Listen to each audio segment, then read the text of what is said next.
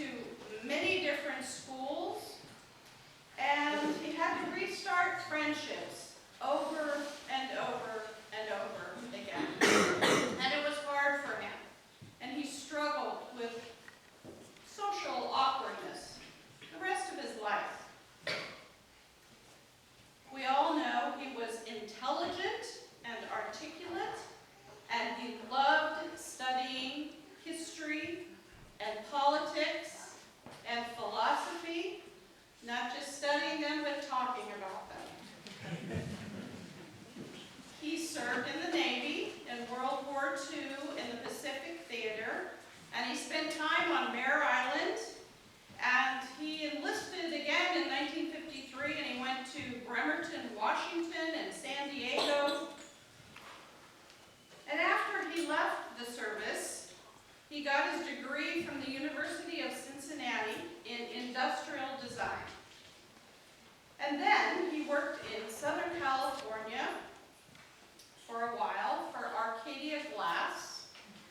And what he did was he was a designer, a renderer, and an estimator. And he eventually came up to San Francisco to work for Soule Steel. And he was responsible for the glass part on the outside of a bunch of skyscrapers and other buildings. Maybe those will get named soon. That you all know what they are. I don't. But there are lots of details that go into this particular kind of design. And one of the details that I learned about in talking with the family is the weather patterns. When you have skyscrapers, you have one skyscraper, and you have to design that, and then you have another skyscraper that comes up right next to it. It totally changes the weather patterns.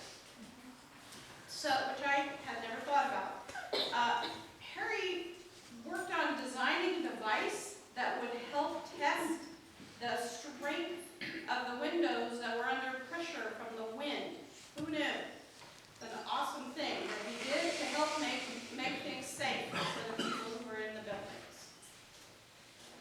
So after San Francisco, the family moved to Marin, and they finally settled down to stay in Fairfax. So Harry told me very soon after we met that he and Jane's first date was on Valentine's Day. And that pretty much said it all. Harry was a romantic guy. And when I asked his children for a word to describe their dad, they agreed it should be unconditional love. When I think of Harry, I think of a heart as wide as the world. Of course, he had his awkward, kind of socially uncomfortable, gruff appearance when you first encountered him. And he kind of liked to bring that out every once in a while. But you spend a few minutes with him and you get a glimpse of something deeper. He so clearly adored his family. He was extremely proud of his children and their families, and he talked about that a lot with me. He was both passionate and matter-of-fact when he spoke of the family. And I love that balance of how passionate he could get and then just, matter-of-fact. And oh, did he love Jane. I am sure that he loved that they could put down roots and create a fine family home right around the corner in Cascade Canyon. I met Jane and Harry soon after I came to the Fairfax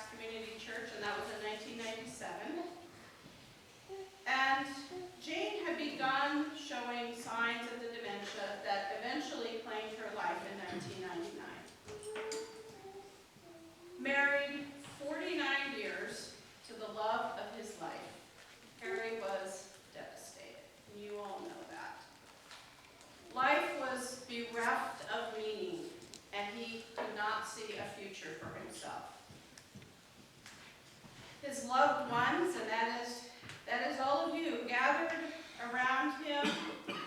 And eventually, the house in Cascade Canyon was sold, and he moved to the retirement community, the Redwoods in Mill Valley. He told me that he and Jane promised each other, after one of them died, the other should go on living and try to find love again. Well, Harry wasn't buying it. He could not imagine that he could allow himself to love again.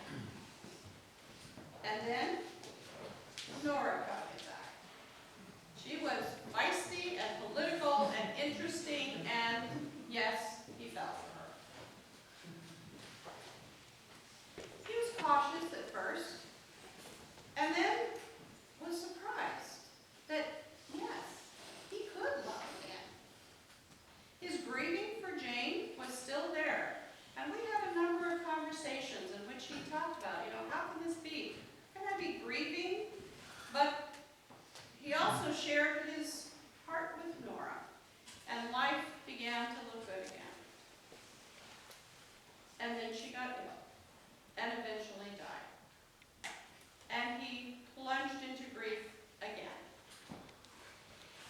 Grieving bunches together, in my view, it's all kind of in one place. So that his grief for Nora wasn't really separate from his grieving for Jane. It was all about deep loss of one he had given his heart to. And he thought, now I really will never, ever want to love again. It hurts too much. A wise friend of mine recently said she'd been counseling a couple before their marriage. Each of them had been very happily married for a long time to their former partner, and they'd each lost their love to cancer.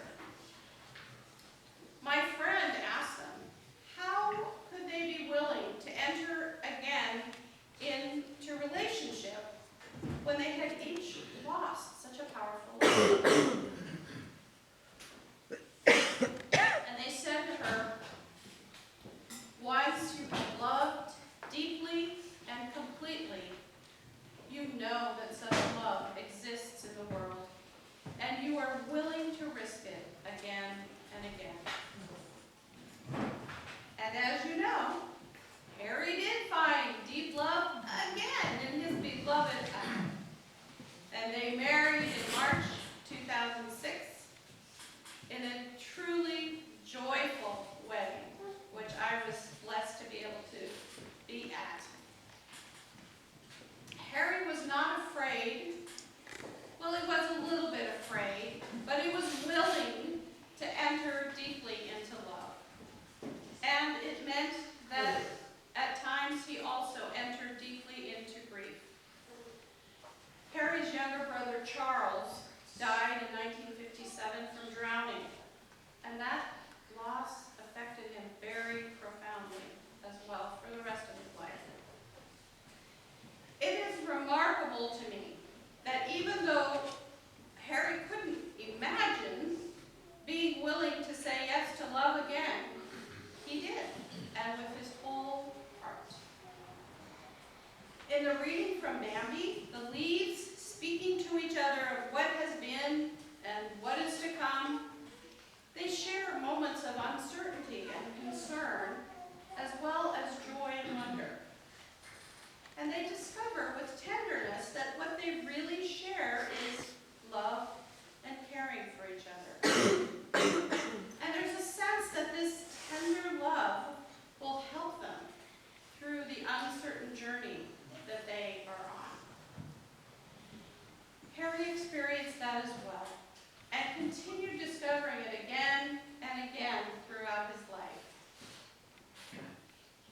I've spoken of Harry's romantic love, but he opened his heart equally to his friends and family. And as I said earlier, his children knew and know that he always loved them unconditionally. His grandchildren knew, and his great-grandchildren felt it as well.